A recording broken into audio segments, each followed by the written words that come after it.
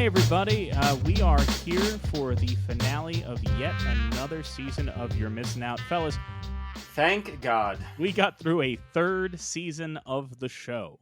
75 movies, right? 75 National Film Registry films. We are at So about, that's what, I think, like 80 episodes?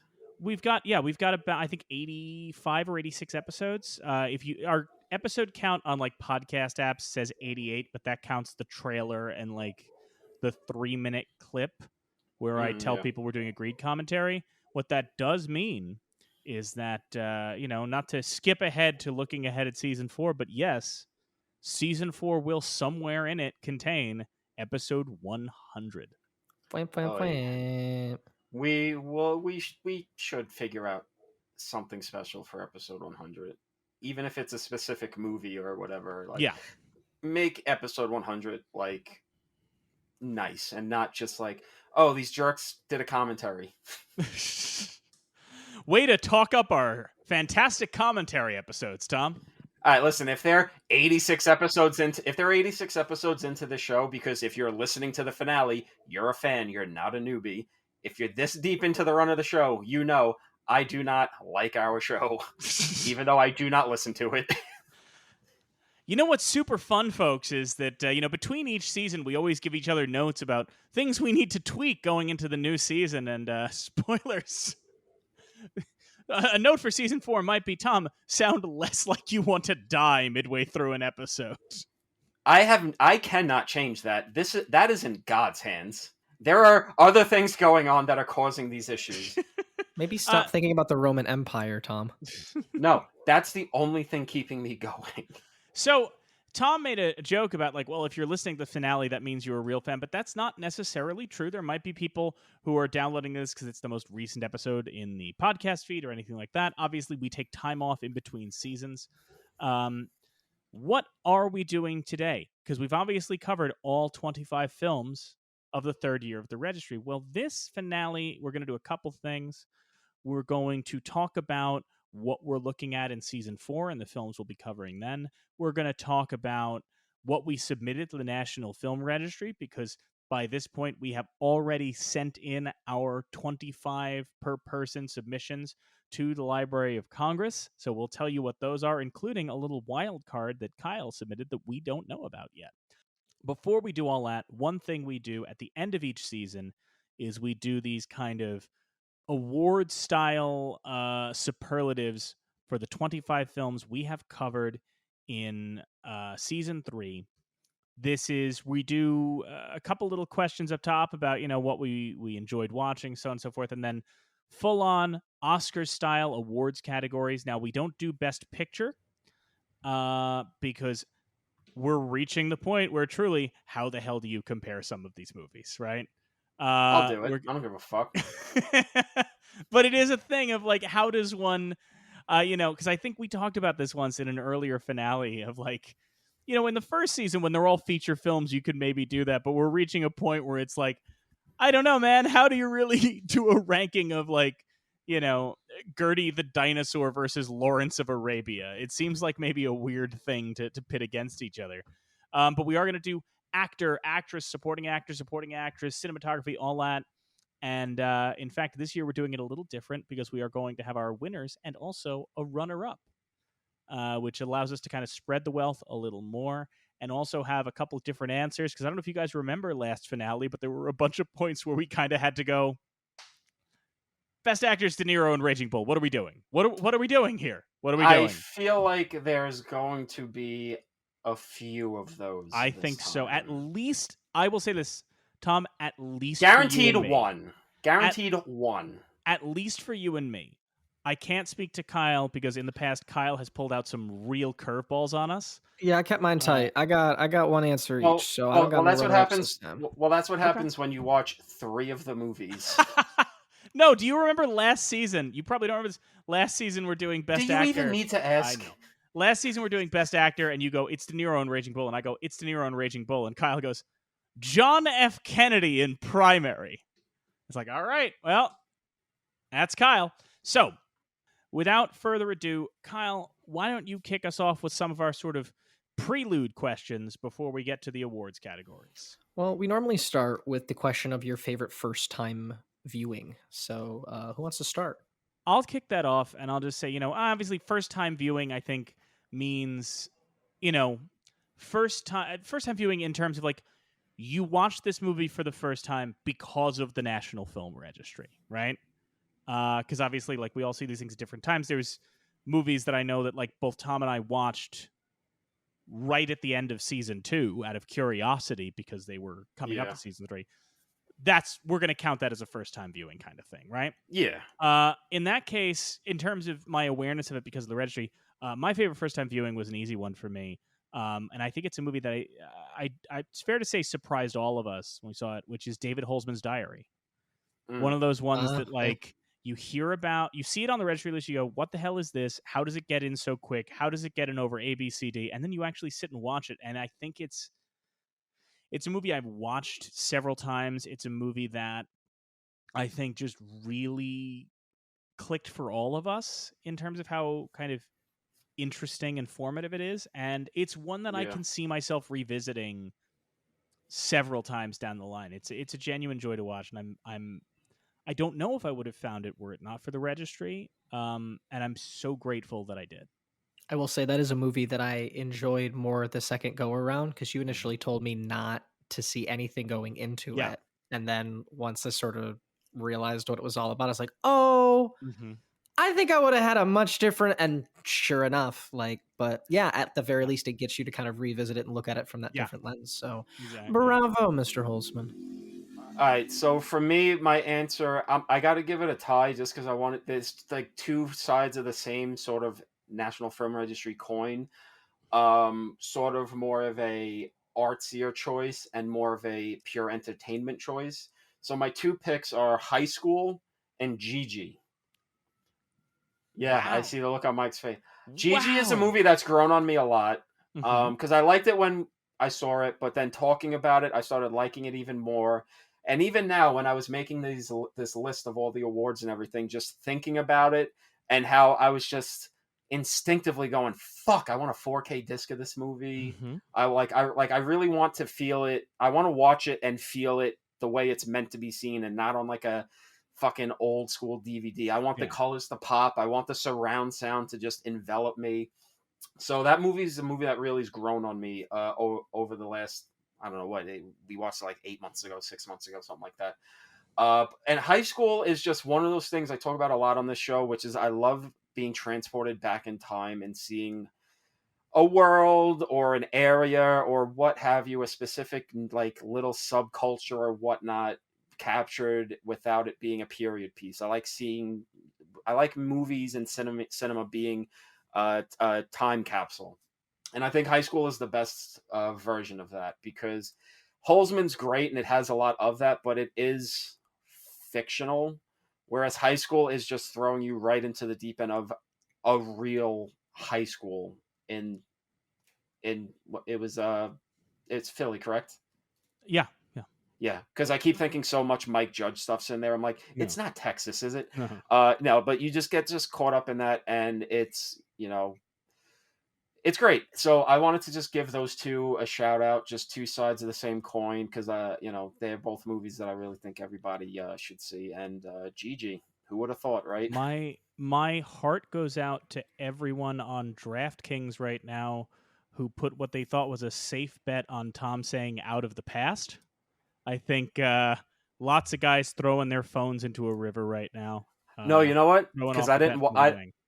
I don't think I don't think I watched it for the show for the first time. Oh, you did, because on the finale last season, you say you'd never seen Oh, it, and I said, okay. So then you know what? Well, you know what? Listen. stick All with right. your Well, you know answers. what? I love your answers. I'm I gonna just stick with my answers, but also I'll have a legit reason for sticking with my answers. Out of the Past is gonna get a lot of love tonight. yeah. Just spoiler alert. Oh no, Out of the Past is gonna get a lot of love tonight. it's just you might not remember this on the season 2 finale. I'm talking about movies, and you go, movie I'm most excited to see that I haven't seen, Out of the Past, and I went, Tom, you're going to be a pig in shit. Like, I didn't realize you hadn't seen the film before. And I am a pig in shit about it. But Yeah. you know what? It's gonna get a lot of love tonight, and I'm doing a lot of different stuff with this Yeah, show. of course. It's No, broadening my horizon. So I wanted to give some answers, because there's I gonna be there's gonna be answers here going forward that are just like, oh, obviously that's a Tom No, pick, but to be honest, I love these answers, and you know, I'm sorry not to cut you off, Kyle, but I'm in the same boat as you with Gigi. Like, I've grown to love that movie, and I did not like it when I first saw it as a kid. oh So yeah, and it's I really do like. I think I said, because again, who knows what I say in episodes? Not me. I don't yeah, listen to them. But I think I said in the episode, I think this is a movie that would benefit greatly from getting a 4K, yeah. even if it doesn't get a 4K disc. If like Max does a 4K upgrade for it to stream, I think that would get people a lot more on board, because this is the kind of movie that maybe it doesn't need to be seen on the big screen. I would like to see it on the big screen, but it needs to be seen with the clarity Yeah. involved in the production design and the color scheme and the cinematography and all of that. So I think that's something that would definitely uh, make this movie a lot more impressive and more wide ranging for people. Kyle, what about you? Favorite first time viewing? You would think it would be either 2001 or Lawrence of Arabia, and while I appreciate going over to Tom's and watching it on that, or watching Lawrence on his giant television, the 4K was absolutely great. My first time, or my favorite first time viewing, is actually City Lights. You know, for obvious reasons, the fact that it's so revered, it's timeless. It's, again, I think I'd mentioned in an earlier episode too, just trying to find, we want to encourage everybody to watch all of these, but trying to find like instant, hey, dip your toe in if you like this type of thing. This is why this matters. City Lights gripped me from the first minute, right? But more importantly, the actual development of the film being a movie that, a silent film, as the talkies are starting to kind of rise and everything. It's an act of rebellion, but it also is Chaplin's best work. So yeah, I enjoyed City Lights. It's going to get a little bit more love tonight, but I enjoyed it a lot. So what's our next question, Kyle? Most enjoyable rewatch. Well, it's funny that this comes in this order because for me, my most enjoyable rewatch was City Lights. I've always been a big fan of City Lights. Kyle, like you, I believe it's Chaplin's masterpiece.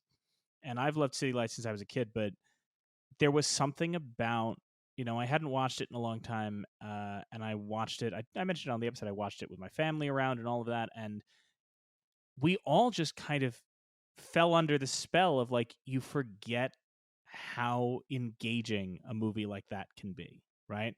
You forget in some senses. This is a point Tom likes to bring up a lot, which is the idea of silent. When you're talking about silent movies, there's always this kind of like possibility with any revered silent film. Like, am I going to be watching this and going, as a historical artifact, this is very interesting, but also it's not capturing my attention, like as a Yeah. modern viewer, or the ones that really do.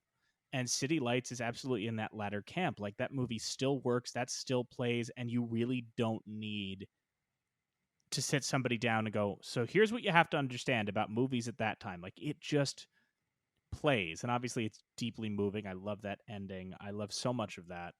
So yeah, my most enjoyable rewatch was City Lights. I fell in love with it all over again.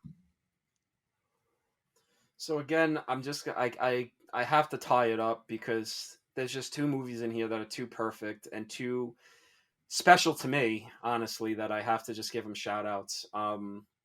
Lawrence of Arabia is one of my favorite rewatches, because I think it led to, in my opinion, I think all our episodes, all our conversations were great, but I think the conversation we had with Vice about it was really something special and opened it up in ways that, I may have subconsciously thought about, but really just opened the movie up even more for a movie I still think is perfect.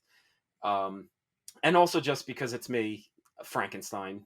Mm-hmm. Like, I love watching that movie. It's one of my favorites. And just like the other day, I was just thinking like, fuck, I gotta get a Frankenstein tattoo. Like, of the old Universal horrors, the Karloff Frankenstein trilogy is so special, not just to me, but I feel like to cinema history in ways that I don't think people even think about anymore. But I like, just Frankenstein was just so, it's always eye opening. And again, leading to a conversation on this show where it's more about getting into why it's great instead of picking it apart and being better than it or whatever, like you could be with any movie from that era.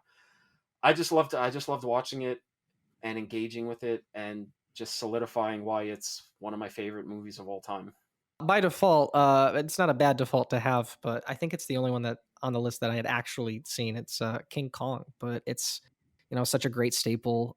Tom nominated the 2005 Peter Jackson remake for his Registry pick and whatnot, and that to me is the farthest back that I can remember sort of connecting with film with my parents in a way that goes back that long, right? Where it wasn't just, oh, here's this movie that's coming out now, enjoy it in the moment. It's like, no, we're going to watch this new King Kong movie. And if we like this, then you can go back and sort of see how it's been told through the ages. So it's kind of cool to kind of, have that be sort of the starting point where kind of my curiosity for film or how it connects with everybody starts. So yeah, good stuff.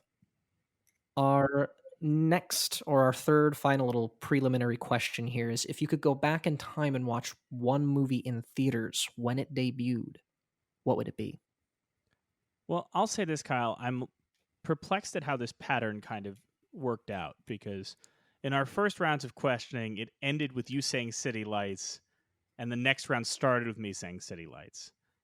And then the last round ended with you saying King Kong, and this round is going to start with me answering it's King Kong.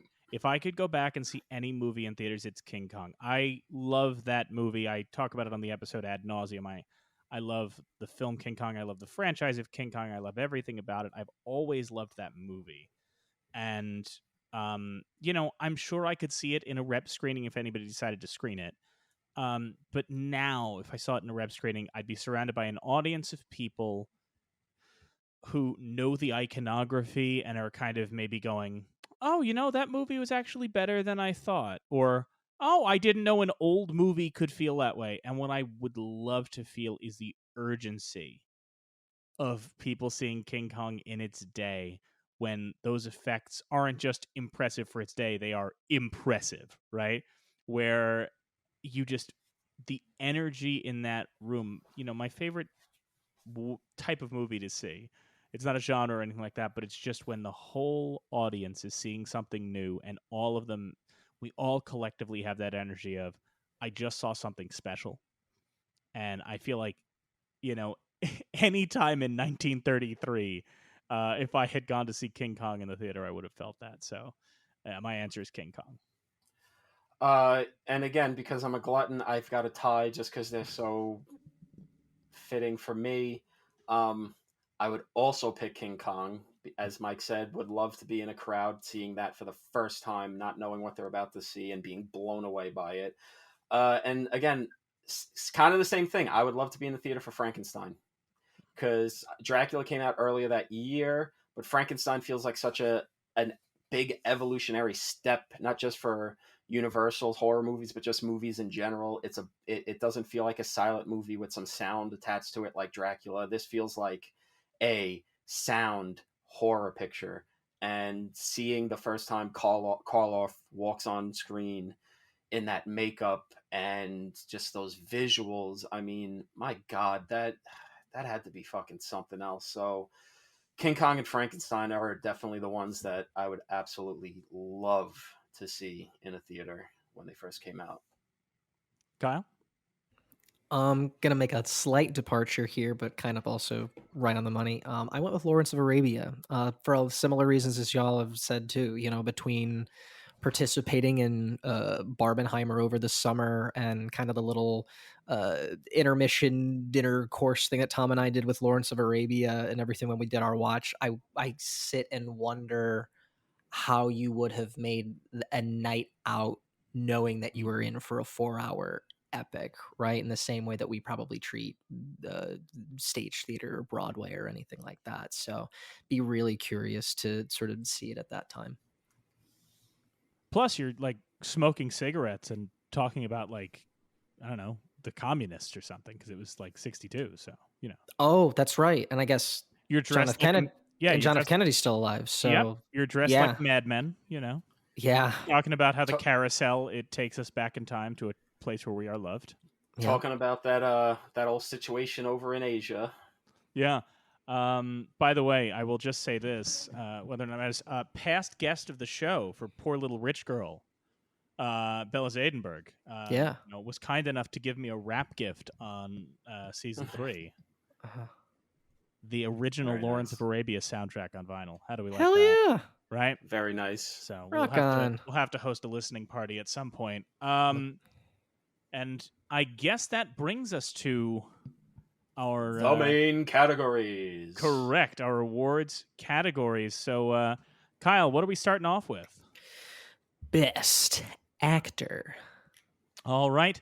So obviously we're doing lead and runner up, and I think that the reason I like that, especially this time around, is because I cannot imagine Tom and I don't have the same pick for our lead winner, but we're probably gonna have very different runner ups and things like that. But the answer for lead actor is obvious. It's Peter O'Toole in Lawrence of Arabia. It's one of the greatest performances in the history of film. It's an extraordinary lead performance. It is maybe the most lead performance, right? That movie has an incredible cast and incredible visuals. It also lives and dies on him. I've talked about the no prisoner scene a lot. I talk a lot about that performance on the episode, but so my winner is Peter O'Toole for Lawrence of Arabia. My runner-up, however, is Maurice Schwartz for Tevye. In the same sense, that is a movie that lives and dies on that performance. Now, it's not nearly as showy a performance as Peter O'Toole. It's not nearly as glamorous. If anything, it is kind of the anti-Lawrence in a lot of ways, in terms of how inward it is and how reserved it is. And obviously Lawrence is a guy who is dreaming of the future and unable to accept the world as it is, and Tevye is a man who is stuck in the past and not willing to accept the world as it is. So I think they're an interesting contrast, and I also just think Maurice Schwartz is an incredible performer in that film, and I'm so fond of him now after that movie. So that's my winner and runner-up. Tom? All right. Prepare to be shocked. My best actor is Jack in Chinatown. Okay. Because Wow. I think one, it's unbelievably magnetic. It is a tough character to navigate. He's got a slippy morality, even though at the end he's a decent guy. He's not. He's trying to hide it, and I think it's hard to find that balance of being a good guy and having the shell of being a cynic and everything. Two, we've seen Jack try to do this role again, and he fails completely in the two Jakes. And it's astounding, which again shows like it was kind of a lightning in a bottle performance. And three, this is kind of, I think, in my opinion, the Jack Nicholson performance. Yeah. And he is one of the most iconic actors of all time. And this is, One Flew Over the Cuckoo's Nest is great. King of Marvin Gardens, all that stuff he did in the indie scene before his big blow up. But this is just like, he could have lived off of this the rest of his career, because it's just so fucking, it is Jack. And that's not to say he's not acting, because he's done other great performances that are not this. But this is just so everything you want from Jack Nicholson, it comes from this. And my runner-up is Peter O'Toole in Lawrence of Arabia. For everything Mike said, I agree completely. It's not to denigrate his performance at all, but I just think I have to edge out Nicholson. It's a stunning piece of work. So yeah, that's my runner-up. Yeah, so I'll bring it back. Obviously, Peter O'Toole, right? I mean, it's captivating. You feel for him or emotionally connect with him in different ways. It's just crazy that at one moment it feels like I don't know, it feels like an adventure movie, and you sort of want him to kind of see it through to the end, and then by the second half of the film, you're just sitting there almost like in like disbelief, discomfort. I even told Tom at the end, like, just the abruptness of the ending, and yet knowing exactly how the movie and the story ends, right? Just kind of being like, that's it. Like, I just spent 4 hours with this dude, and it just sort of just is done and everything. And what a fitting way. It's a great performance. Yeah, hard to beat. And you did not do runner-ups, just for the clarification of I the listener, I right? did No not. worries. No No, worries. I did pretty straightforward for me. I just So want to make sure nobody thinks we're like leaving out part of your answers or anything. Okay. no runner ups here. Listen, No. this is the actual Oscars. No oopsies, no BS. Moonlight, you won Best Picture. So Peter O'Toole, it's no Okay. BS. You won Best Actor. So next What's up up, next, Kyle? next up we've got Best Actress. Fellas, I just want to say this is the most fascinated I've been for a category to see where we go with this. Really? I'm because it's a fascinating year. This was maybe the second toughest one Yeah. for me this year. So for me, I think I had to, I mean, the answer was pretty easy for me once I thought about it. Because I think it was just in the prep for this episode, I just was so it's the kind of performance kind of like O'Toole and Lawrence where you just kind of look at it and go like, oh shit, this is just a star, right? So I won't do too much. Mary Pickford in The Poor Little Rich Girl is my best actress. It is a thing that you just look at. Like, I mean, I know like, when we did our episode, Tom, his favorite parts were Mickey Doolin and The Descent into Hell. But Hell yeah. I think for any of us, like, there is just that thing of, we said it, you look at her and you're like, oh, this is the first person who seems to really understand acting for the screen, right? Like, prior to a Mary Pickford, and especially prior to A Poor Little Rich Girl, which so solidifies like her kind of typecasting in a way, you look at her and you realize like this is the start of the domino rally, right? Every actress, every great screen actress after this, if you start tracing back who influenced them and who influenced them and who influenced them, it all comes back to this. And I think that even now, to contemporary actors and actresses, if you show them what Mary Pickford is doing in The Poor Little Rich Girl, and the way that she takes material that would have really loaned itself to very big, stagey acting and brings heart to it, I think you can still learn something from that as an actor today. So my winner is Mary Pickford for The Poor Little Rich Girl. My runner-up changed pretty recently. I had a different idea in mind, and then we did an episode recently. I'm giving my runner-up to an actress who never starred in another film, but really carries the film she's in, which is Catherine Cavanis from The Blood of Jesus. I think we all were kind of taken aback by how she kind of carries that film, and especially considering how she didn't really act other than that. So my runner-up is Catherine Cavanis for The Blood of Jesus. My winner is Mary Pickford, The Poor Little Rich Girl. Yeah, like I said, this one was a tough one. Second toughest category of the night for me. Cavanis was on my short list. She didn't make it for me. My winner, and again, Mike is going to be very surprised by this, but I feel like the surprise should be dulled by now. My winner is Leslie Caron for Gigi. Absolutely winning performance. She is just adorable. She's great. She balances this very tough act that this role requires. It's a tougher movie than you would think it would be, and I think she nails it. It's absolutely fantastic.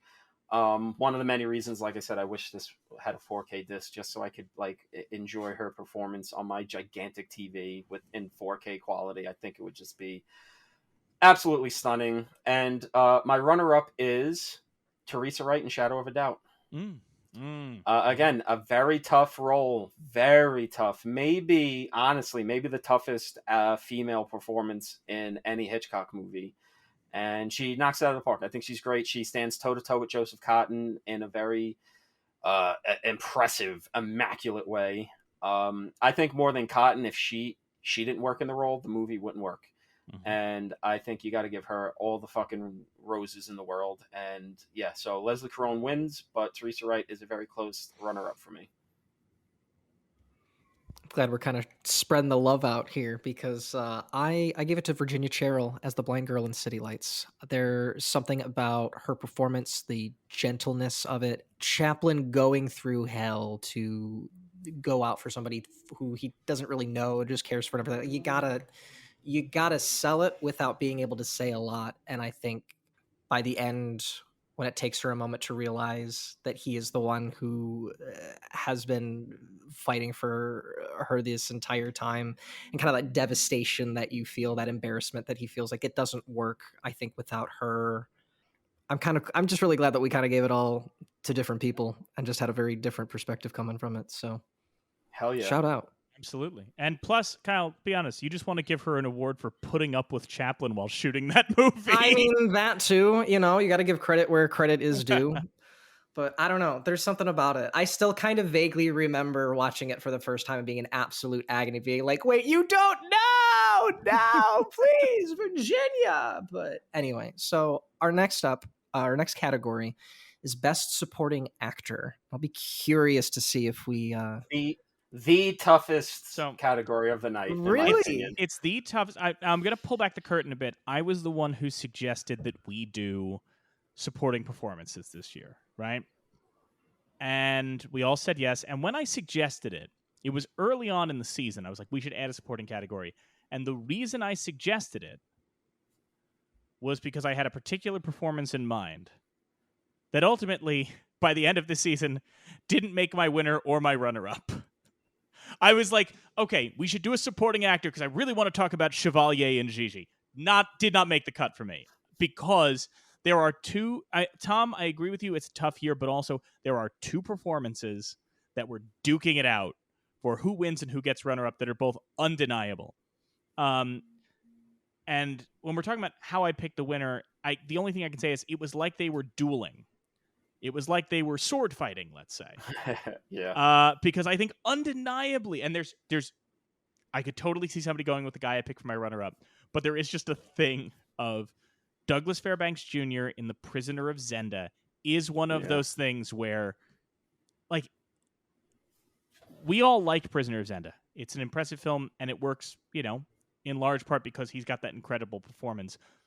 But his performance is so good and so engaging in that even if somebody hated that movie, they could not deny that he is incredibly compelling in it, right? Like he makes the movie and he also works outside of the movie. It is an incredible performance. And we said it on the episode, so many people have been modeling their performances on that after that. I mean, Douglas Fairbanks Jr.'s Rupert of Hentzau is just one of the great screen supporting performances. And it is criminal it wasn't recognized. My runner-up could just as easily be described that way, which is Kirk Douglas in Out of the Past, which, again, we remark upon in the episode, is just one of the... You watch it and just go, I cannot believe that he did this early in his career. And it, in a way, like, Kirk in Out of the Past is kind of on par with Rupert of Hentzau, where, like... You're like, I know what this story is for the most part, but then this X factor comes in. And you're like, I can't get a read on this guy. I don't know if he plans to murder our lead. I don't know if he plans to fuck our lead. I don't know what this guy's deal is, right? Yeah. And, they are very similar in that way. So, a very close runner-up for Kirk Douglas. It was like almost a coin toss, but I do give the slight edge to Douglas Fairbanks Jr. In Prisoner of Zenda. Like I said, this was very tough. Chevalier was on my short list. My short list is probably like fucking 10 people long. It's crazy. It's ridiculous. But my winner, again, it's a toss-up, but in terms of sheer iconography and what it's done for the history of cinema, I gotta give it to Karloff for Frankenstein. That movie, the look is great, the script is great, Whale's direction's great, all of that's great, but if you don't have Karloff in that makeup, fully embodying that character when he walks out of the shadows for the first time, the movie doesn't work. Interesting. And almost 100 years later, I think 90 years later at this point, everyone still knows it. Even if you haven't seen the movie, you know Karloff as Frankenstein. Everyone who played Frankenstein in the Universal cycle when he left was just doing Karloff. I mean, shit, even when they were doing Abbott and Costello Meet Frankenstein, he wasn't Frankenstein in it, but he showed up during the promotional tour because it's like, hey, Karloff is Frankenstein. Like, we couldn't get him for this movie. He was kind of over it, but come on, it's Karloff as Frankenstein. It's just that sheer, like, it's a shame. It's almost a shame that Frankenstein's in this year of the Registry because of how powerfully iconic this movie is and this performance is. Because my runner-up is Kirk Douglas. Again, like we said, so early in his career, so fully formed, so fucking charismatic, so sleazy, so villainous, but so likable. He's so fucking likable. It's to be that early in your career and to dance Mitchum off the screen is a fucking feat. So I feel bad that Frankenstein had to be in this same fucking list because Karloff is just too powerful, in my opinion, to ignore. But yeah, Kirk is just a sliver below as the runner-up. This was fucking tough. Yeah. Yep. You took the words right out of my mouth, Tom, because the only note I have is Frankenstein is a classic story, but the iconography of Frankenstein is made timeless by Boris Karloff. So, enough said. So Karloff is your winner as well? Oh, yeah, absolutely. You know what's so funny? Both of you saying that I hadn't even considered him as a supporting performance in that movie. And you're right, he is, but my brain didn't even think of that. Because it's such a tough year that you just don't even want to think about it, because then you go, well, fuck, what's a performance that has lasted and impacted so many different things over the last 90 years? And you go, kind of inarguably Boris Karloff is Frankenstein. But it is that thing of like once I remember, like it was truly like once we revisited Zenda for the episode. Yeah. I was Fairbanks is unbelievable in the performance, and yeah, he has influenced so many of those kind of morally dubious supporting characters where maybe he's good, maybe he's bad. It just depends on the day you catch him and how just. Again, he dances everybody off the screen in that movie. That leap out the window is still one of the best things in any movie. It's the best. I mean, like I said, it really is, in my opinion, it was an embarrassment. Just a shame this year. It's an embarrassment of riches, but it's such a shame that Karloff had to be in the same category as everybody else. I mean, it was a crazy year. None of us even mentioned John Huston in Chinatown. On my short list. Good a year it was. Also on the short list, Omar Sharif. Yep. Yes, Sharif and Anthony Quinn.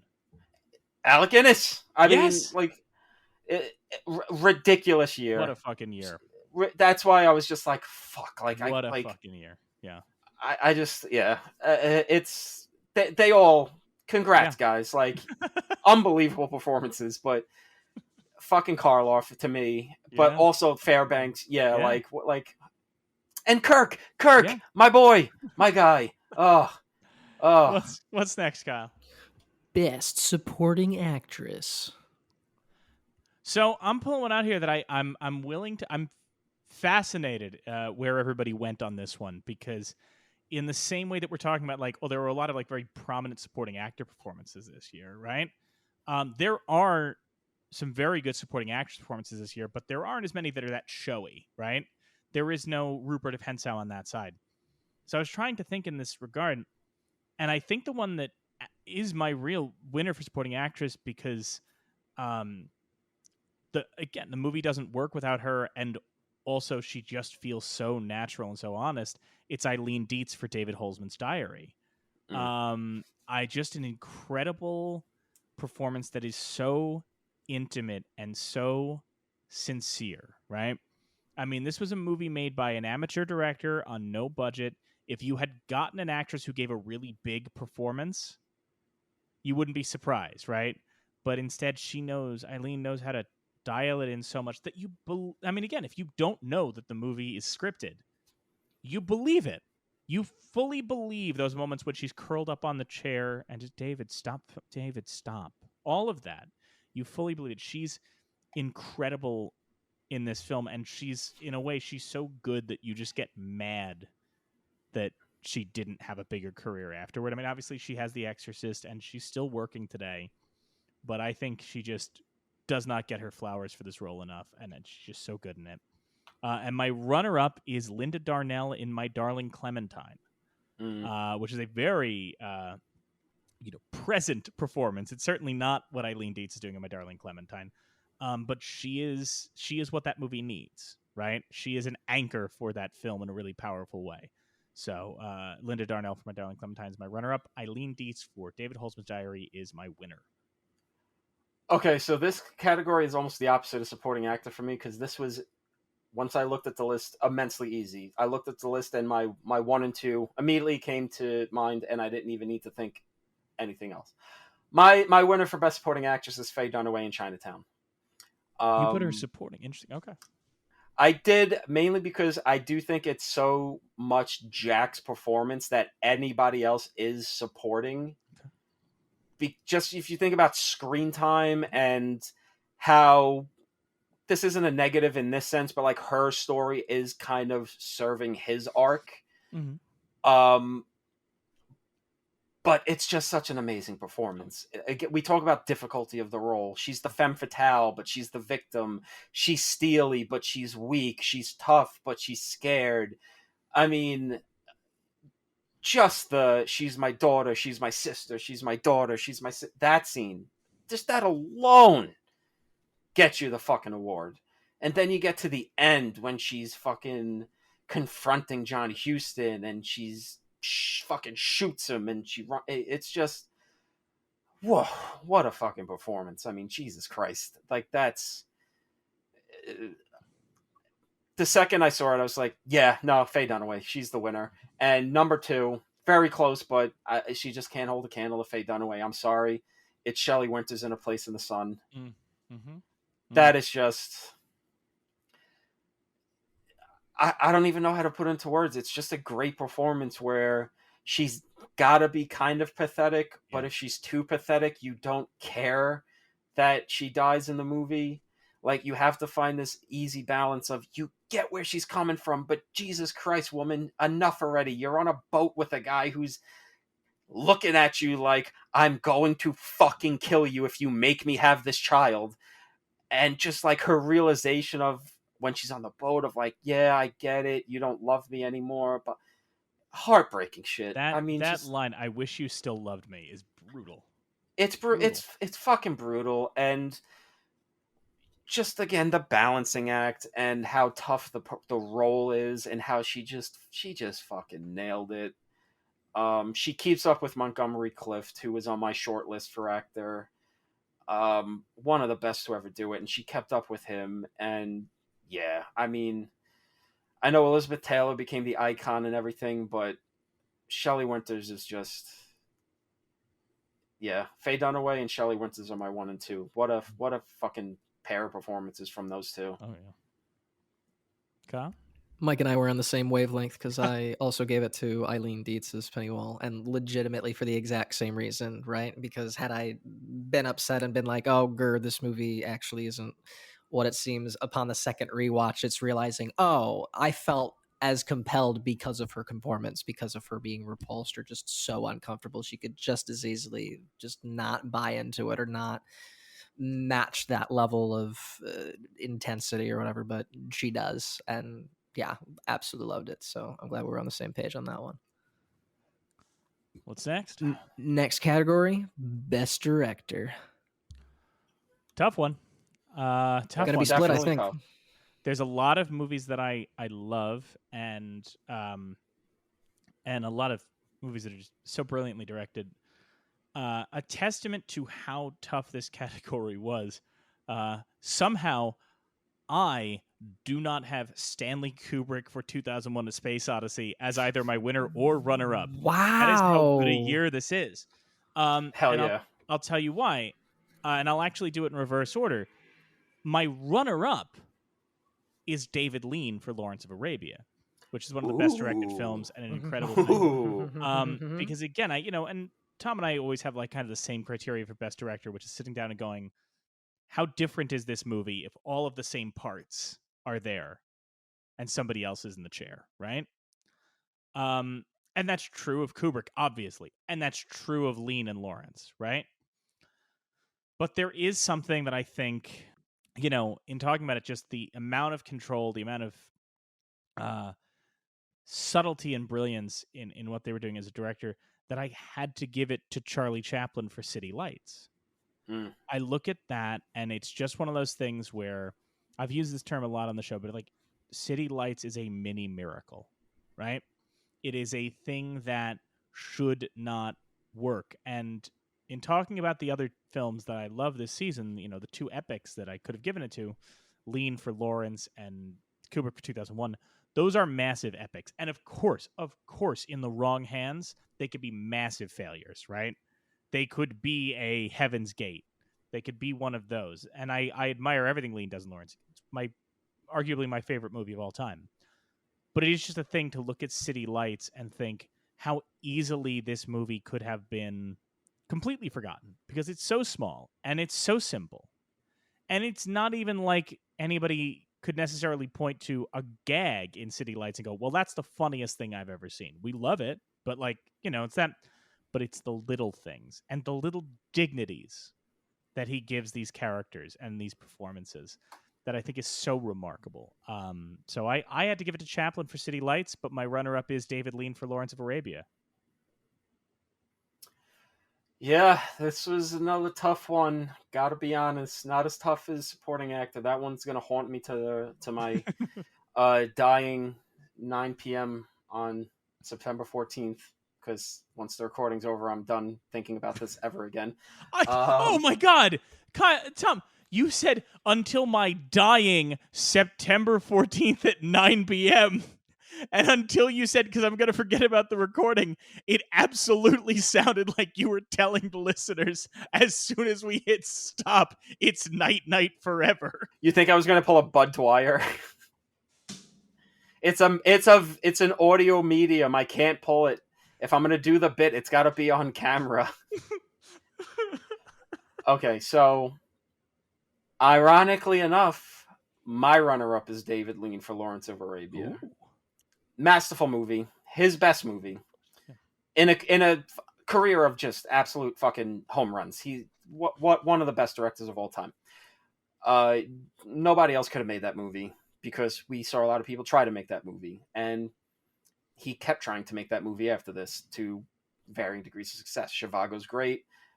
Some of the other stuff, whatever. In terms of impact, in terms of this person was the only person that could have made this movie in this specific way, and how it changed cinema. Full stop, lightning in a bottle. Everything changed after this movie. I gotta give it to James Whale for Frankenstein. Horror movies are not what they are if he doesn't do this movie. And if he doesn't do this movie, he doesn't do Bride of Frankenstein, which, again, horror movies, cinema is not the same. He makes the first horror comedy, and it's a masterpiece. It's still the best horror comedy. It's either that or Abbott and Costello meet Frankenstein, but I'm giving it to Bride of Frankenstein. What he does with Frankenstein, the tonal balancing act, the visual just mastery he brings on display, the work he gets out of Colin Clive and Boris Karloff, the scares, the shocking brutality, the sadness. It's we masterpiece, icon. People could throw that around a lot and not mean it or dilute the word, but in this case, it's absolutely true with Frankenstein. It's there's nothing like it. Cinema is not the same after Frankenstein. Yeah, I thought for sure, I'll just be honest, a little peek into my brain. I thought for sure y'all were going to be talking about 2001 and Lawrence of Arabia. So I thought, I'm going to pick the safe bet. I'm going to go with Charlie Chaplin and City Lights for the exact reason that I kind of mentioned earlier. This idea that it is his best work. It is made as the film medium is transforming and evolving and changing and everything. Like how can you not? But truly, more than anything, I just thought we were going to be talking about Lawrence of Arabia in 2001 forever. So I figured I just wanted to be different. So, but again, I'm still willing to give Chaplin his flowers. So, which leads us into our next category, best cinematography. Really tough one, honestly. Yeah. Jesus Christ.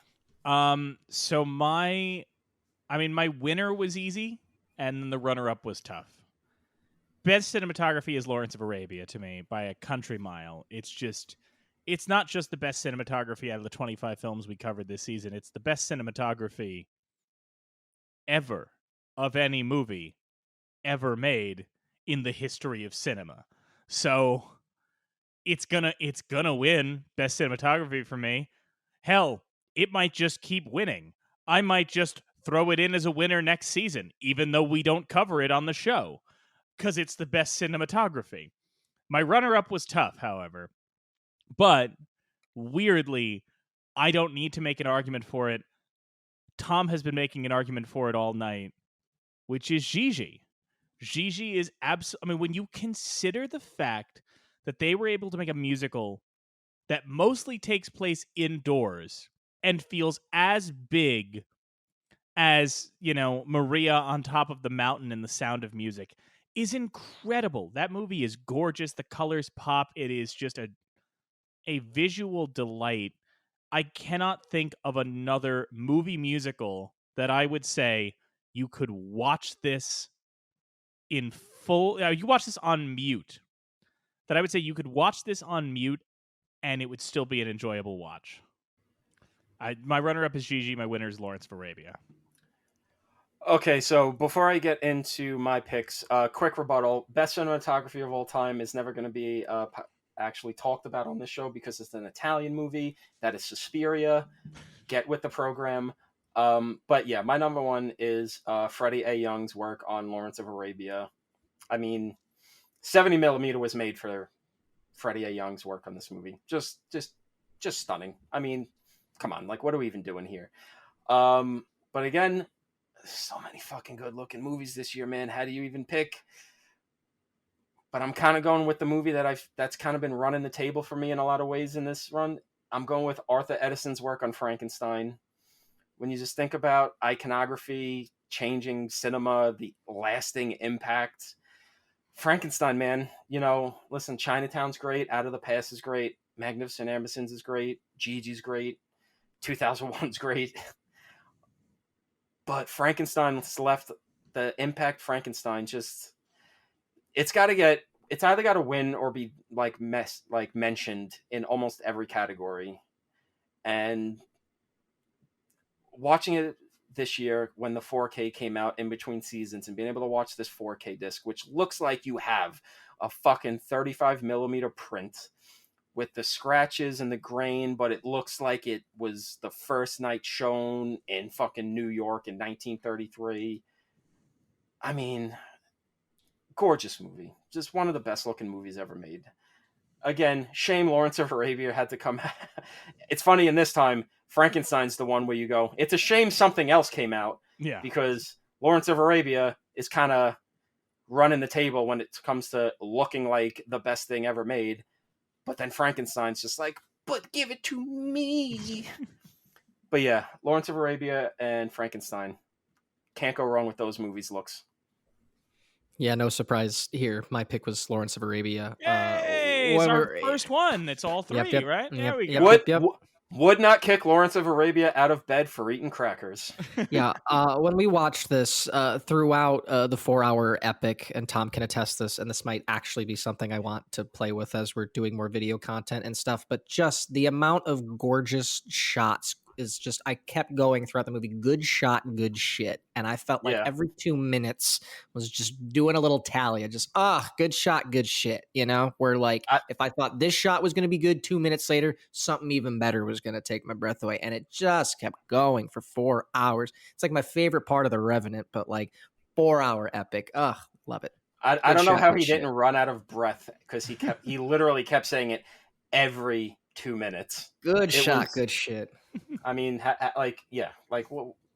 there's no question. What are we doing here? Anyway, next category, best screenplay. It's so funny. I kind of knew how I was going to say this, and then I listened to our finale from last season where I said the exact same thing, which is, there's only one answer. There is a correct answer, because when they use the expression, this should be taught in schools, this script is taught in schools.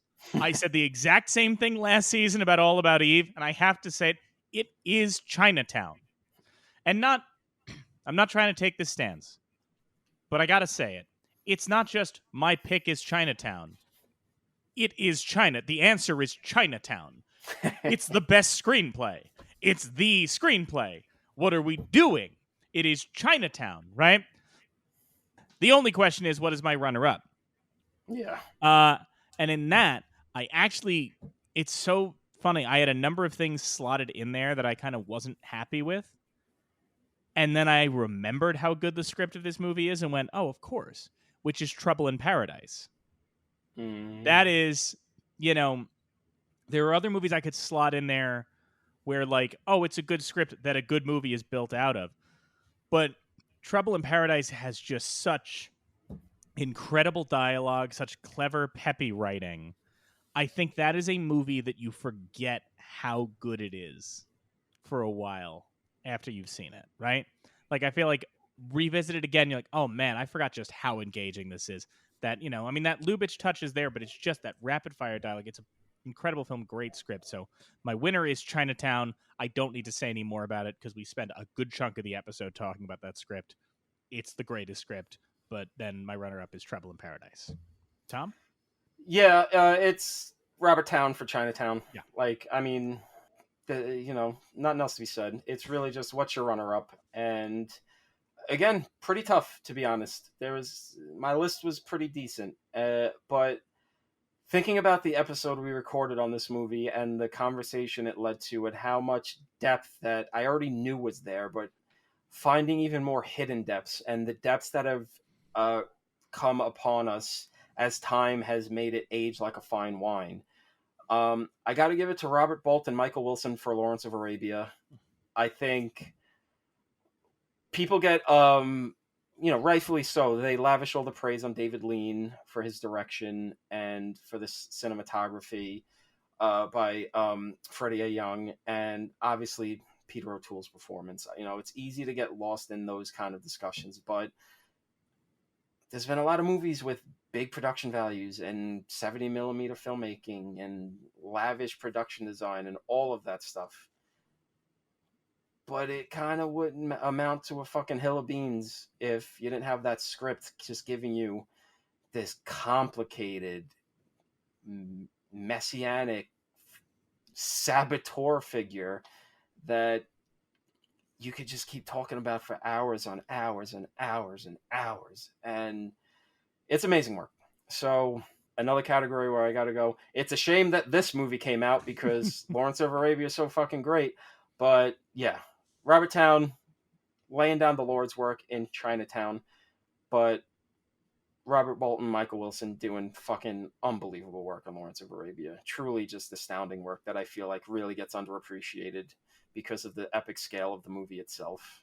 Yeah, I went with King Kong. As I kind of alluded to at the beginning, when I saw the 2005 Peter Jackson movie and then went back to see the older versions and seeing how the similar beats were presented throughout the years and everything, the fact that it was timeless enough to sort of revisit or kind of just sort of one for one up and be like, okay, how do we tell this story now with today's technology and everything? It's hard not to appreciate King Kong for that. So, yeah, that's where I went. Next up, we've got best editing. So one of the things I was trying to think about with this, we covered a lot of epics this season. Again, 2001, Lawrence of Arabia, things like that. But editing is also so crucial to comedy, especially silent comedy. That's where it really comes into play. And I think in that regard, the movie that most needs great editing to work, and certainly has it, is Sherlock Jr. I mean, the sequence, the amount of work that has, the precision that has to go into making that bit work of him, not just jumping into the screen, but skipping between the scenes. Like, yes, you can call that visual effects, but a lot of that is just the precision of the editing, right? Those physical gags don't exist in a vacuum for that movie. Earlier Keaton films, like The Three Ages and like his shorts, a lot of those could be chalked up to sketches they do in vaudeville, right? You could do that on a stage. You couldn't replicate Sherlock Jr. on a stage. You need that editing. You need that precision. So for me, Sherlock Jr. is my best editing winner. My runner-up is a very different kind of film where it's all about the editing, which is the Battle of San Pietro, where, I mean, when you consider what Houston was able to do with that footage, and yes, I know he staged some of it, and blah, blah, blah, but like, you still, if for nothing else, but the cut from the soldiers marching to them digging graves, it should be recognized just for that, right? So my winner for editing is Sherlock Jr., my runner-up, The Battle of San Pietro. It's funny because Battle of San Pietro was on my short list, but it's not one of my 1 and 2s, but I'm glad we were kind of thinking in similar ideas with that one. My winner is Envy Codes for Lawrence of Arabia, because that is a movie that does not feel like it's runtime at all. Absolutely. That is a fucking magic trick of editing. We saw it this year with Oppenheimer, a 3-hour movie that feels like it's 90 minutes. That is tough. Movies are as long as they need to be, but sometimes you get a bad editor or whatnot, and a movie is not edited correctly, and it feels longer than it is. We all have seen movies like that. Am I right, boys? So what she did on Lawrence of Arabia, astounding. And taking away all of that, all you got to say is the match cut. Yeah. That's it. That's the only thing you need to say for the movie. Take away everything else I just said, which a lot of people do. Nobody listens to me. It's bad. World would be better if they listened to me. But ignore everything else I just said. The match cut. Yeah. I mean, John Wick 4 did it this year. The fact that an edit is still being referenced 60 years later tells you all you need to know about the editing job that Ann Coates did on that fucking movie. Again, tough. My runner-up, I'm giving it to Adrian Fasan for Gigi. Delightful little movie, musical. It's a comedy as well, so you got to have that sort of rhythm as well. Obviously, it's not what Chaplin or Buster Keaton were doing, but you got to have that sort of idea too. But then the musicality of everything, just great work. Got to give it a runner-up to Gigi. But Lawrence of Arabia, just planting its 4-hour dick on the table and saying, "Look upon ye works in despair." Fine, you cowards. You're not going to give it to the Battle of San Pietro? Then I will. All right? This is the start, if I'm not mistaken, or at the very least, the opening up of the conversation away from the sort of the romanticization of war and kind of coming into war. And, even at the time that Houston is making this and the pushback he's getting to present some of these images and whatnot, and the fact that he's held true to the convictions is something that I think looking at it now is hard to appreciate, but I think once you really in the time kind of do that history and delve into it, it's very admirable. So it's a tough call to edit, but I'm glad it exists. I'm glad it is what it is. So we're giving it to the Battle of San Pietro. So there you go, gentlemen. Next up, we've got Best Original Song. Gee, I wonder where this is going. Now let's talk about this for a second. Do we want to? I mean, do we want to just go 1, 2, 3 and just all say it out loud? I mean, so I'll say this. The reason this was really tough this year, because we only had one musical and one movie with a title song. The reason this was tough is because last year, I don't know if anybody here remembers, some folks decided to cheat. No. It's not cheating. It was a loophole, Mr. Natali. I was going by the letter of the law, sir. Last year, the category, and the year before that, read Best Song. And Tom selected Night on Bald Mountain from Fantasia.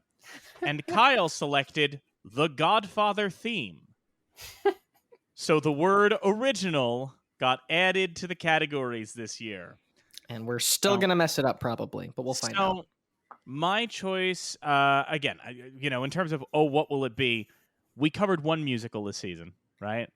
And again, there were other songs technically, but we covered one musical this season, which is Gigi, and it also has some great songs. I mean, this is the chance for me to expound on Maurice Chevalier, because all of Gigi, in a way, hinges on I Remember It Well.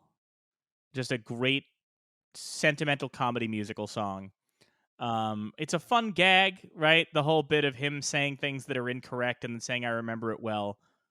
But, the reason Chevalier was almost in my best supporting actor conversation is that incredible moment in that number where there's that line, am I getting old? Oh no, not you. The way he says, am I getting old, breaks your heart in half.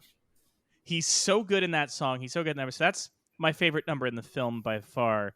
And my runner-up is also from Gigi. I Remember It Well is my favorite song, but my runner-up is, I think what we decided is Tom's theme song. I'm so glad I'm not young anymore. Which is Tom's ethos anytime Kyle discusses anything current in pop culture. To evoke a fake name we've brought up many times. If Kyle comes on and goes, hey man, oh my God, the new Lil Percocet song. And Tom just in his mind is going, I'm so glad I'm not young anymore. It's perfect. It's perfect. Off mic, before we started this, Tom was doing yet another variation of I'm so glad I'm not young anymore. So I love that number. I'm doubling up on Chevalier, but he's just so joyous in that. My winner is I Remember It Well from Gigi, and my runner-up is I'm so glad I'm not young anymore from Gigi. Tom? Listen, it's another double shot of Chevalier, but my winner is Thank Heaven for Little Girls, and my runner-up is I'm Glad I'm Not Young Anymore. Listen, Chevalier, fucking pimp. I mean, guy just lays the law down. You love that Pepe Le Pew motherfucker like nobody's business. And the songs are great, and they are thematically relevant to the movie. They're catchy, but they also are important, and they are complicated because they aren't what they appear to be on the surface. You could think, oh, Thank Heaven for Little Girls, what a creep, but there's that melancholic, regretful thing to it, and same thing with I'm Glad I'm Not Young Anymore. So I love the depth that the songs bring, and I also love Maurice Chevalier. So get it, King. Yeah, I mean, you took my anecdote. I mean, I'm glad I'm not young anymore. By the way, did you hear the new Lil Peep project that came out last week, Tom? It's really good. I mean, they've been sitting on it for a couple of years, so I'm really glad his mom was able to drop that. So can they wait a few more years until I'm finally dead, or until 9:00 tonight?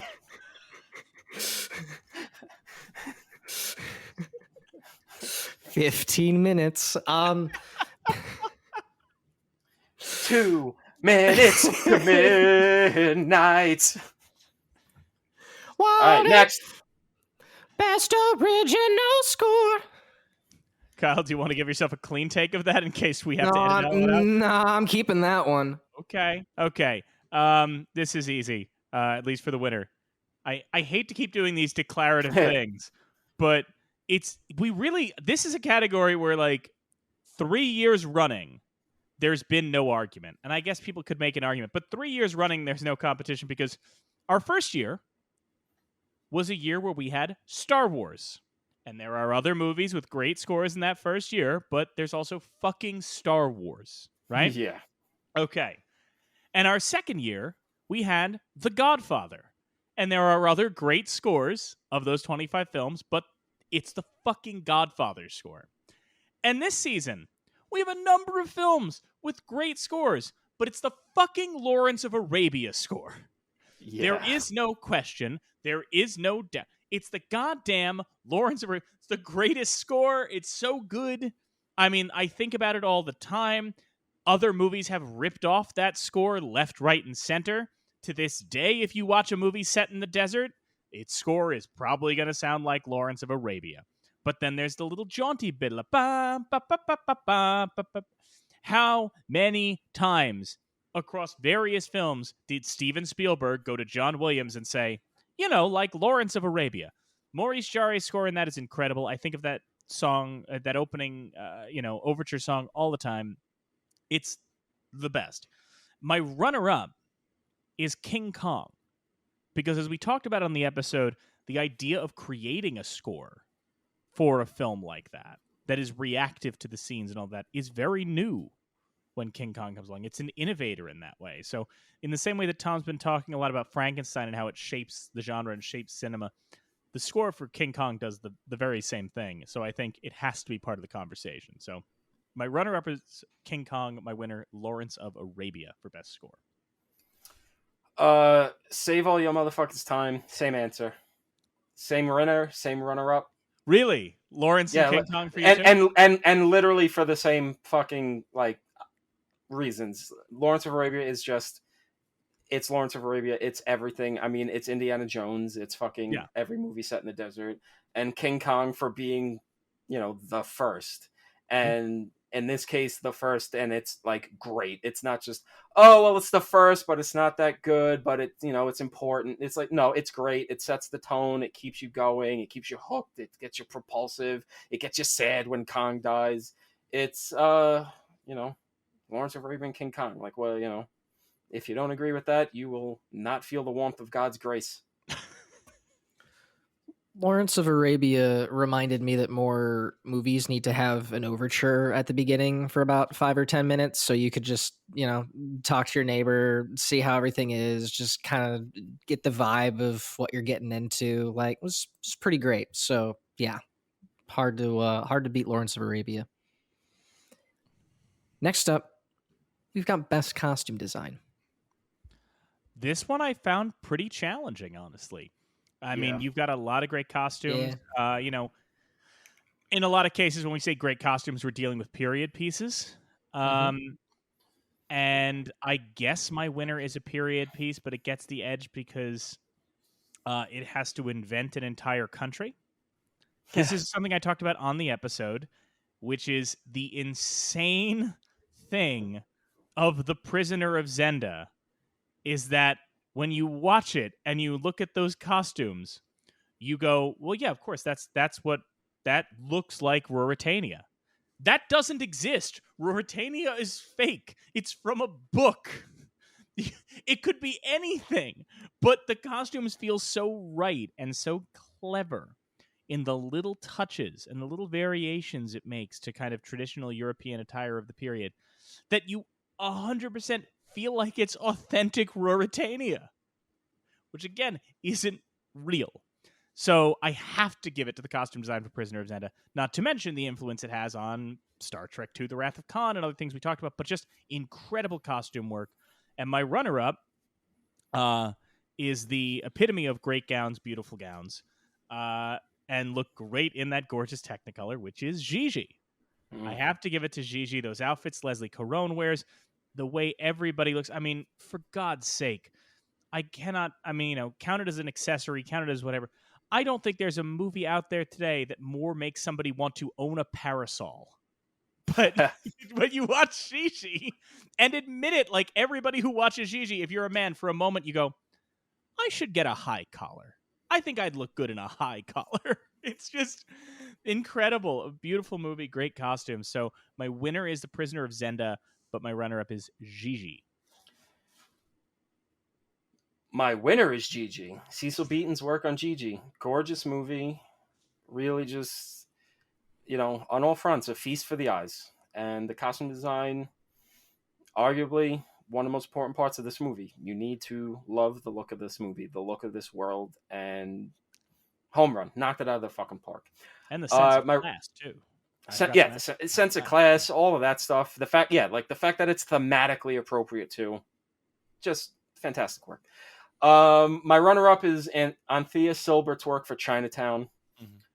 Period piece, but it doesn't feel like a period piece. It feels like it's just, you're there in 1930s Los Angeles. Gorgeous movie on all fronts, and the costume design, you want to wear every single suit that Jack wears. You want to pick up a dame that's dressed up like Faye Dunaway. You want to run away from anybody that's dressed like John Huston. Just a gorgeous movie. They were very close, but you got to give it to Gigi just for the lavish quality of it. I actually went with The Prisoner of Zenda as well for the Star Trek influence that you mentioned. We could have gone the period piece route, but again, just not knowing that influence before as we navigated through it, it kind of always just stuck with my mind. So, yeah, I wanted to give that shout out to Prisoner of Zenda. Also because I wanted to give, I'm not going to allude to it, but our next category, best art direction, it was going to be my next, this was going to be my runner up, but I don't want to mention it. So go ahead. Okay.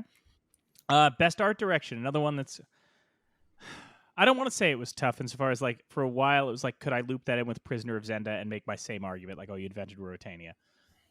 But it's, and I mean, listen, there's other things I want to give it to. There's other things I want to show love to, but I think my winner has to be the Magnificent Ambersons. Because as cliche as it is, and God, I think most of us want to kill ourselves when somebody says that an animate object is like another character in the film. But if anything is, the Amberson home is a character in the film, right? We spent a lot of that episode talking about how hard it is to track the downward spiral of the Amberson Minifer family because of the way the film was edited. But you can track it based on the art direction. That house is both opulent and haunting, depending on how Wells wants to film it, right? And that is a testament to that art direction. That set is created to be transformed. When times are good, it's beautiful. When times are bad, it's terrifying. Just capturing that sense of period and of time.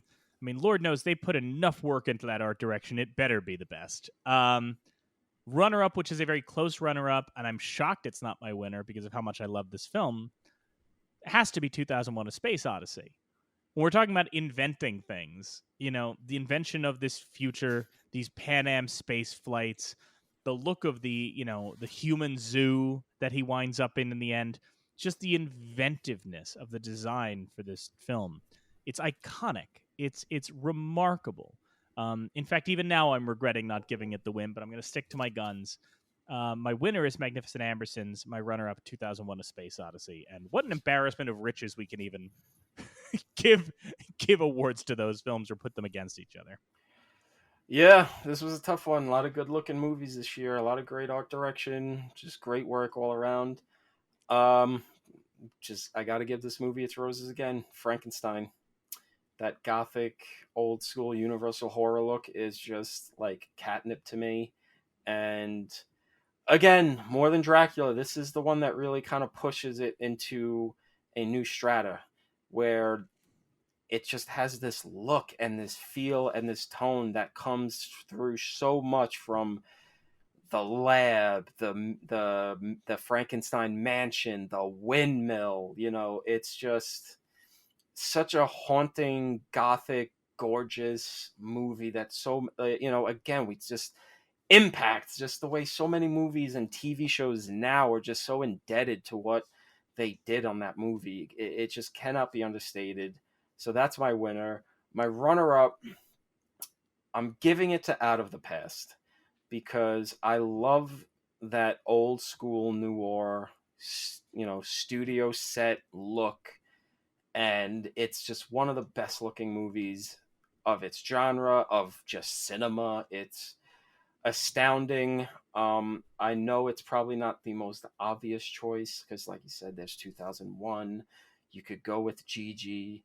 You want to go even weirder, you could go with King Kong. But Out of the Past, just I feel like a lot of the juice is from the look of that movie, and it's great. So winner is Frankenstein, runner-up Out of the Past. Yet again, helping you out here, Mike, because I am going to give it to 2001: A Space Odyssey. I was thinking about giving it costume design for similar reasons. Again, being able to take sort of like the NASA influence and kind of evolve it from there. But instead, I just kind of wanted to focus more on the art direction of it, if it wasn't going to go in costume design. So it seemed like a no doubt. Plus, honestly, it was me going through this list and going, how have I gotten near the end and not given an award to 2001: A Space Odyssey? So like had to give it some love somewhere. So best art direction for 2001: A Space Odyssey, which, as I mentioned, leads us to our final awards category, which is best visual effects. It's funny, Gee. Kyle. You mentioned that feeling of how did I make it this far without giving anything to 2001? That's a feeling I have too. But guess what? There's a correct answer here. No, there's actually a couple of films that you could recognize in this manner, truthfully. But I got to give it to 2001. I think most of us got it. Like, that is a movie that even the people that hate it, my father included, will go, visual effects are incredible. I mean, this is like the movie that people who got into visual effects over, right? You see it and just go, wow, I want to learn how to do that. I want to know how to do that. I went to the Museum of the Moving Image exhibit on it, and you're just amazed. It looks amazing now, but when you consider the things that they had to do to get some of those visuals, it's incredible. The Stargate sequence alone, just remarkable. Just it's a dream. It's an absolute dream. It's a perfect film, and I'm shocked I didn't give it more, but it has to be given visual effects. And my runner-up is again an obvious answer. It's King Kong. Yeah. The generation before the generation that got inspired to do visual effects because of 2001 is the generation that got inspired because of King Kong. Those are the two movies that kind of shape a generation, right? Without King Kong, you don't get Ray Harryhausen and everybody else in stop motion. And without 2001, you don't get James Cameron. You don't get anybody else that's working kind of like the sci-fi effects space. So those two movies absolutely deserve that recognition. There's others I could, if it weren't, Tom keeps doing this bit about, I wish this movie wasn't in this year, if it weren't for such and such. That's definitely true here, because I'd love to shout out things like Gertie the Dinosaur or anything like that, but I got to give it to 2001 and King Kong. Just rack them up. Those are my winners. Okay, so I figured Mike was going to do this, so I'm going to give my winning spot to King Kong. I can feel good knowing that 2001 is going to get its laurels here. I'm sure Kyle will give it the same thing. So I'm going to give it to King Kong. Impact, all that, still looks amazing. You could still watch it and be blown away by how they did so many of that things. And again, just what it led to is just astounding. The tendrils of this fucking sea beast is out of control. So I'm going to go with a runner-up that is maybe a wild card, but I don't think it is. I'm giving it to Frankenstein. Simply for Karloff's monster design. They had to figure it out. They didn't know how to do shit like that. It's, well, what do we do? How does he look? How do we make it so he can move and emote and all of this? And the second that son of a bitch comes out of the shadows and you get that close up of his scowl and the bolts on his neck and his flat top head, and it's, you talk about 2001 and King Kong. Oh, the people that saw this became influenced to make special effects. Same thing with Frankenstein. People that saw Frankenstein, they went, I want to make monsters. I want to do this. Rick Baker, all of those, Dick Smith, all of those guys, Tom Savini, they saw this movie and they went, I got to do this. I got to throw some fucking latex in an oven and make some weird shit. And arguably monster design has peaked in Frankenstein, and everyone's chasing what they did back then. So King Kong's my winner, but you got to give some love to Frankenstein. So I know everyone else is going to give 2001 its love, so I'm going to throw out some to the freaks in the world. And I knew that both of you were going to pick what you did. The fucking Which is- gamesmanship going into this. Which is why I went even farther back, as Mike alluded to, and gave it to Gertie the Dinosaur, because you Okay. don't have Yeah. any sort of visual medium, whether it's, the stop motion thing of King Kong, animation in general, the kind of, it almost feels like a passing of the torch from like the vaudevillian acts to kind of the silent films in general and stuff. Like, How can you not? But more importantly, because there were no Oscars then, I feel like this is the best way to kind of give love to something that couldn't be recognized in its time. So yeah, Gertie the Dinosaur, best visual effects for me. And with that, those are our kind of superlatives for season 3. Now we're going to talk a little bit about not a little bit, we're going to talk fully, not a little bit, we're going to fully explain All of them. what we submitted to the National Film Registry. Now, the way this worked, obviously anyone can submit films to the National Film Registry, and you're allowed to submit up to 50. But to allow for, things from past seasons, the way this worked is that the show submitted the 25 films that I selected and the 25 films that Tom selected as our 50, because you could submit up to 50. Then, independently, Kyle submitted a number of the films, not just that he had selected, but films that we had submitted in previous seasons, season 1 and season 2, that have not yet gotten into the registry. It should be noted, a number of films that we have submitted in season 1 and 2 have actually made their way into the National Film Registry. Little Mermaid, Tongues Untied, Watermelon Woman. What am I forgetting one now? I'm forgetting one now, aren't I? A Clockwork Orange and Blues Brothers was kind of that Orange and weird. Blues Brothers. Yes, that Yeah. was a weird one where that came out midway through the season. Little Mermaid, Iron Man. Iron Man was another one of our submissions that made it in. So what you are about to hear, I'll read my 25 that were submitted. Tom will read his, and Kyle will let us know all of the others, including his submissions, so that you guys have a sense of what our official sent to the Library of Congress submissions are, and we'll see come December, January, whenever the hell it is, we'll see if any of them made the cut.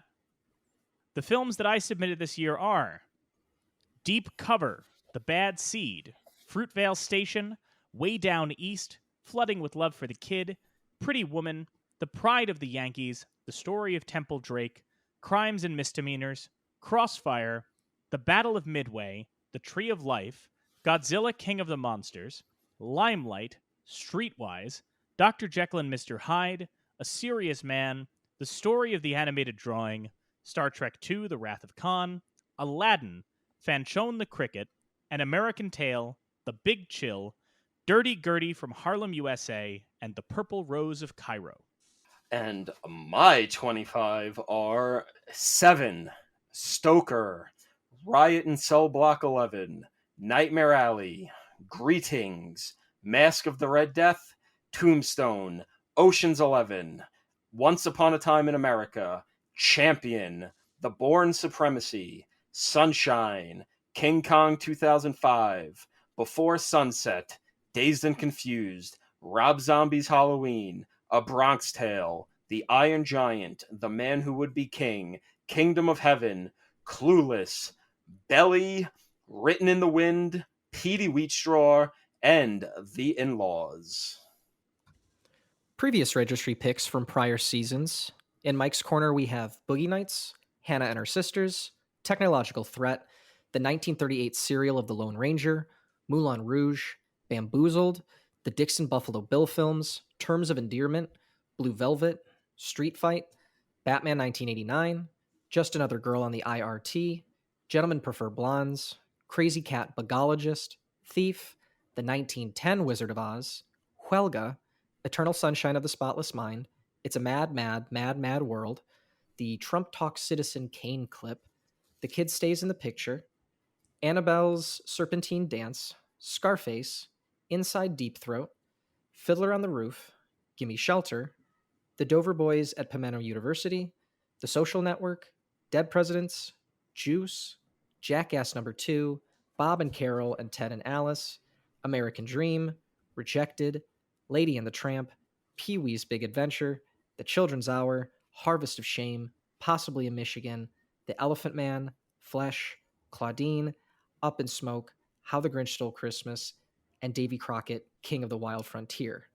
Tom's previous registry picks include Barton Fink, Rolling Thunder, Madawan, Man on Fire, Scott Pilgrim vs. the World, Blade, Casino, Fort Apache, They Live, South Park Bigger, Longer, and Uncut, Brick, Nixon, F for Fake, Twin Peaks Firewalk with Me, Failsafe, Crooklyn, The Blues Brothers, Magnolia, Fat City, Brazil, Blood Simple, The Hired Hand, The Age of Innocence, The Train, There Will Be Blood, Training Day, Bad Boys, Heat, Bram Stoker's Dracula, George Washington, The War Room, Here Come the Coeds, Sorcerer, Letters from Iwo Jima, The Outsiders, Smokey and the Bandit, The Bridges of Madison County, Blue Collar, 300, Breezy, Top Secret, Magnificent Obsession, Ms. 45, Wes Craven's New Nightmare, Cross of Iron, Boomerang, Mikey and Nikki, The Naked Gun from the Files of Police Squad, High Plains Drifter, and Open Range. Here Come the Coeds is my crab people. Now, listeners, hang on. Before, Kyle, you're about to talk about your past submissions, Dr. Snyder's, your current submissions, but I just want to say to our listeners, you probably also felt what we felt, which is, oh, this is too much to make Kyle have to read. So I would love for you all to reach out, our most ardent listeners, DM me, email the show, let us know. Next season, do you want us to just put this all on a website and not make Kyle read 3 seasons worth of submissions? Or is that fun for you? And do you want us to keep making him read them all one after the other for longer and longer stretches of time? Just let us know. Let us know. You're missing out podcast at gmail.com. Now, Kyle, what did you submit of your past submissions, and what are your 2 submissions for this year? The one you did for Sherlock Jr. and your 1 traditional wild card pick. So first off, shout out to Dr. Snyder for submitting the 1968 film Head. It was the first guest to take us up on a submission, so we have been submitting that on his behalf. So in terms of my picks, my prior picks have been Spider-Man, Me at the Zoo, the first YouTube video, American Psycho, Superbad. For this season, if y'all listened to last week's episode, I nominated 8 Mile for the National Film Registry. And then there's this year, or I guess this pick, our wild card pick, which actually was easier than the pick for last week. It was a movie that I kind of just wanted to have a immediate stake in because this is the first year it's become eligible. It's what thinking back on my watching movies and how I've kind of grown and analyzed film as I've gotten older, the minute I feel like I felt this shift from, oh, movies are cool, big blockbuster events, to really sort of feeling like I wanted to understand how all the pieces were coming together and how it was able to invoke an emotion or a feeling into me, and to tackle themes from a director that I wasn't necessarily expecting to feel a lot of the things that I did. If I'm not mistaken, technically, this is the second time we've nominated this director for the film registry. Mike has nominated him once. I have to double check that and fact check that. But regardless, my pick is from 2013. It's the movie Her. It's the first time for me. I mean, I know obviously Joaquin is known for Gladiator and everything, and I think that movie comes out just, like I'm a 5 or 6 or anything, right? So this for me is my first Joaquin Phoenix movie to kind of really see what he ends up becoming, what I end up appreciating his work over the years, what kind of makes something like Joker otherwise unbearable, what we'd otherwise be unbearable, like he takes it home. Scarlett Johansson being able to create a character literally just out of her voice and making it believable. I love every aspect of that film and how it tackles and explores relationships and what intimacy looks like. And it's just something that I've really thought about and navigated. It's something I think I've revisited at least once a year just to get all of the feels out. And, selfishly, not selfishly, I just wanted to be able to stake my claim since it's the first year of eligibility and be like, yeah, I will fight to put this in. So my wild card for season 3 is Her from 2013. I don't think I've submitted a Spike Jonze. Is Jackass number 2 not Spike Jonze? Did Oh, he I doesn't mean? No. direct it, but he's involved in But it. he doesn't direct it. Okay. Well, No, there no, you he was go. involved with him. Well, I gotta sorry, say, Sprite. Kyle. I have to say, Kyle, I was really hoping, because you're talking about 2013. This is the first year it's eligible. I was really hoping after all of that preamble, right, of you Yeah. being like, and it was the first movie I remember coming out, and like this is what made me think about films, in a different way, and really trying to connect to it emotionally. And this is the first year it's eligible. My pick is Despicable Me 2. Something I was like trying to think of, like, what 2013. What could be a real out there thing that you could just be like, oh yeah, that's what really turned me on to film was Monsters University or something. Nope, a genuine, heartfelt answer. So, Yes. sorry. No. So that is all of that has been submitted, and we will all find out together whether any of those picks got in. Because for those of you listening for the first time, I don't know why you're listening to the finale for the very first time, but for those of you listening, what's going to happen is in a couple months, the Library of Congress will release their 25 films they selected for the National Film Registry. And the day that happens, Tom and I will go on a social media hiatus to avoid finding out what they are until we get on mic, and Kyle will read them all to us, and we will react to them for the first time. If you've never listened to one of our Registry Reactions episodes before, people seem to really enjoy them, so you can go back into our archives and find them. I think a bunch of them are on our YouTube channel, too. We have a lot of fun responding to them. But right now, what we're going to talk about is what will come, presumably, after that Registry episode, which will be the 4th season of our show. So for those of you who have stuck around, let's talk about what we can all look forward to in Season 4. Guys, here's what we're going to be talking about, and then I've got a couple questions for you. So, in Season 4, we'll be discussing the Tracy Hepburn comedy Adam's Rib, the not at all controversial but very influential romantic comedy Annie Hall, the W.C. Fields film The Bank Dick, Laurel and Hardy's short film Big Business, King Vidor's World War I silent epic The Big Parade, D.W. Griffith's controversial, if nothing else, deeply racist The Birth of a Nation, which I'm excited to talk about why that got in and who pushed for it to get in. It's a lot more interesting than you think, the story behind its induction. We'll be talking about Bonnie and Clyde.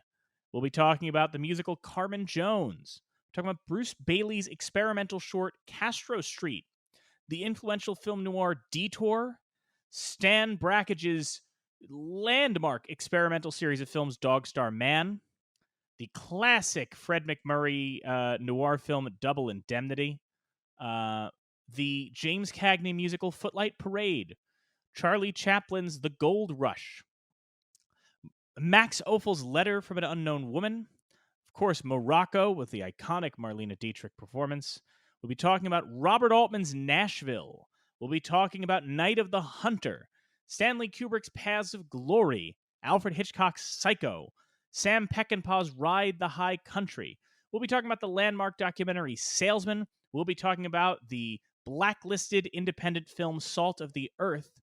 We'll be talking about the Looney Tunes in What's Opera Doc, and we'll be talking about Oscar Michaud's Within Our Gates. So those are the 25 films we will be talking about.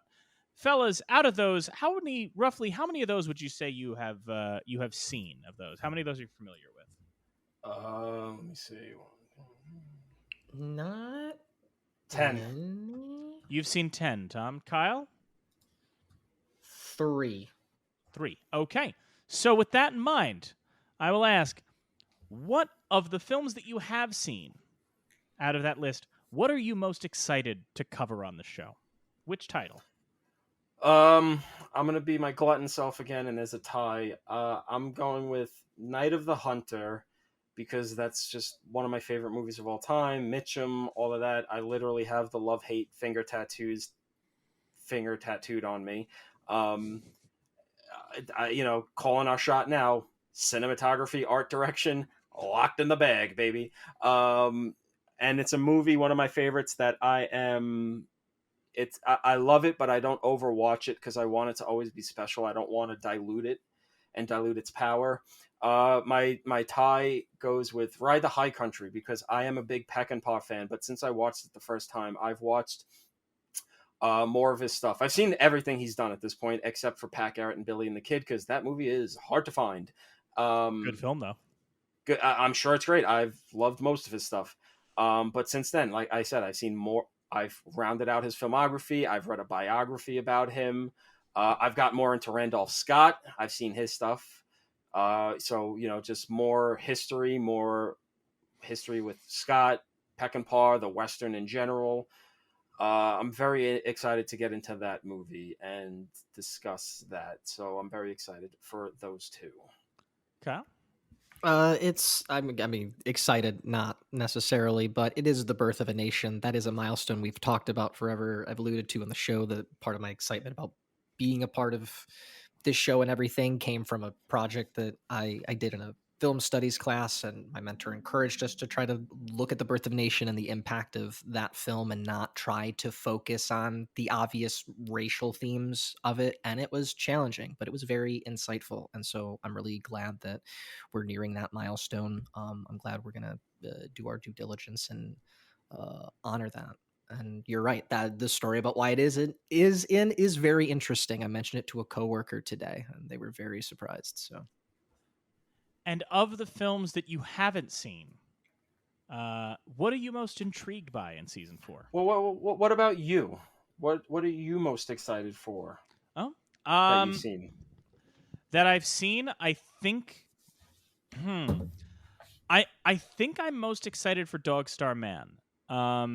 I mean, I love Nashville a lot. I love them, but or no, actually, I take it back. I think it's either Dog Star Man or Castro Street, because we're now getting into the kind of films that I've talked about for a while, which is purely experimental, right? I mean, Maya Deren, Meshes of the Afternoon, we've covered, but like these are the ones that, Stan Brakhage is just overexposing film and painting on strips of film. Bruce Bailey is overlaying images on each other in a tribute to a street. Like, these are the ones that don't have a narrative. These are the ones that don't necessarily they don't have easy talking points. And so I'm really excited to see what we do with that and how we discuss those films and the places we go with it. I mean, I've always talked about the reason I chose, the National Film Registry, or the reason I suggested the National Film Registry is it brings in films that don't make it on any other list. If we had done a show about the AFI list, we were never going to get to talk about Stan Brakhage, right? We were never going to talk about Bruce Bailey. We were never going to talk about David Holsland's Diary. So that's kind of what I'm most excited for. So of the films, what I'm intrigued by that I haven't seen, again, Ty, I'm going to say within our gates, because after our talk during the Blood of Jesus, I want to see Oscar Michaud stuff. So excited for that. And I want to see Detour because I love film noir, and I want to see what is kind of ostensibly the first one. Very excited for those two. glad you mentioned Dog Star Man, Mike, because that is indeed the most intrigued based on the title. And then as I looked up the summary, I went, sold, done, absolutely. There's a summary for it? Like a little synopsis of it's like a sentence, right? I imagine it's similar to the film registry being like, this is what the movie is. This is the sound a doggy makes.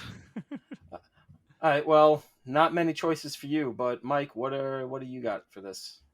Salt of the Earth. I don't want to get into it too much now on Mike, but Salt of the Earth is certainly a choice the registry made because of its significance into how it came together and how it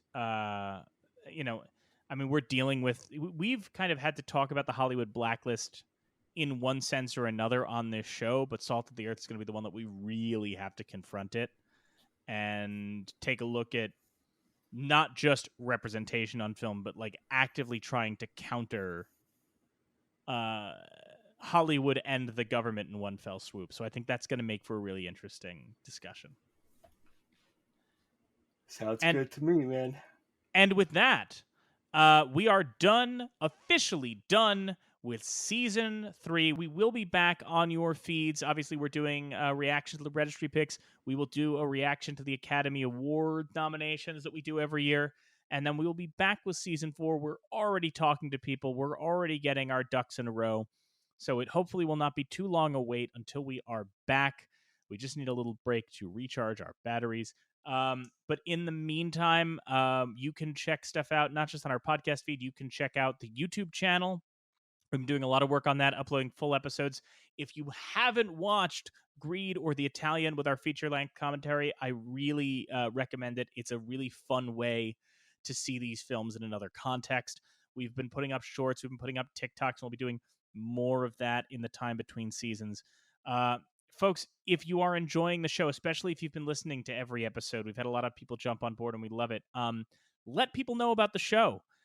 One of the downsides to doing a show in seasons and not putting it out every week for 52, weeks a year is that sometimes between seasons, we have a tough time retaining some folks. So please, if you enjoy the show, tell your friends, post some tweets, post it to I was trying to what are relevant social media sites now? Is it people still on Friendster?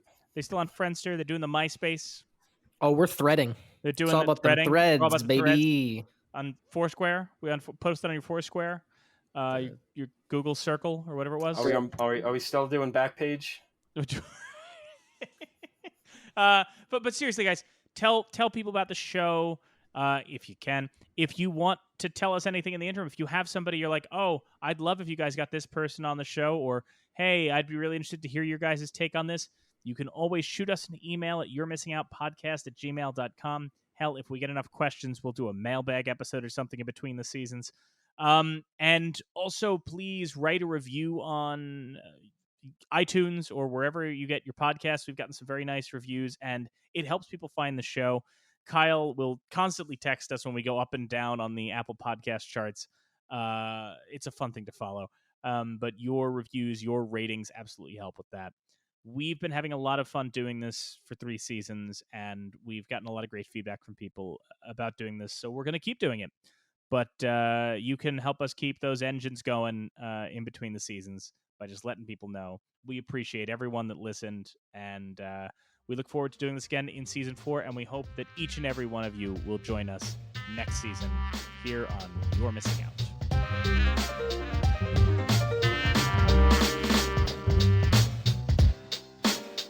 It's not nobility.